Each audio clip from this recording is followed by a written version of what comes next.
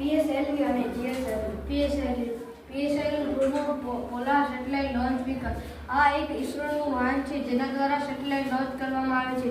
Chandrayaan 1, Aditya L1, Mangalyaan જેવા satellite PSLV દ્વારા launch કરવામાં આવ્યા હતા. 20 સપ્ટેમ્બર 1993માં IRS-1E અને પ્રથમ સેટેલાઇટ રોહિણી ભારતની લોન્ચ કરવામાં આવી હતી. આપણા ભારતની સૌપ્રથમ સેટેલાઇટ આર્યભટ્ટ આપણે રશિયાની મદદથી લોન્ચ કરી હતી.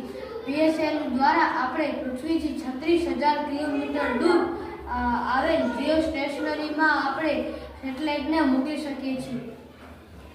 GSLV એટલે Jio synchronous satellite launch vehicle. આ એક વાહન છે જેના દ્વારા સેટેલાઇટ લોન્ચ કરવામાં આવે છે.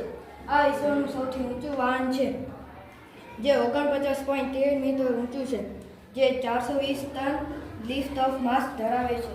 GSLVએ પ્રથમ ફ્લાઇટ 2001માં ભરી હતી, જેમાં GSAT-1 સેટેલાઇટ લોન્ચ કરવામાં આવ્યું હતું. જીઓ સિંક્રોનસ ઓર્બિટ પૃથ્વીથી 42,164 કિલોમીટર દૂર આવેલું છે.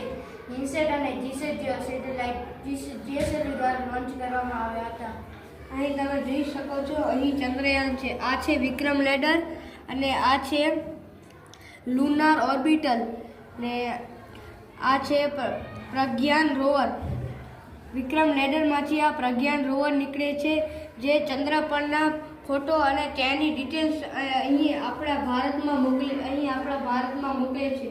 આ ત્રણ વસ્તુ આ રોકેટ PSLV રોકેટની અંદર હોય છે. આ છે મંગળયાન દ્વારા આપણા ભારત માટે અહીં કેટલીક ફોટો મોકલવામાં આવેલી છે જે તમે જોઈ શકો છો. મંગળયાન GSLV દ્વારા લોન્ચ કરવામાં આવ્યું હતું.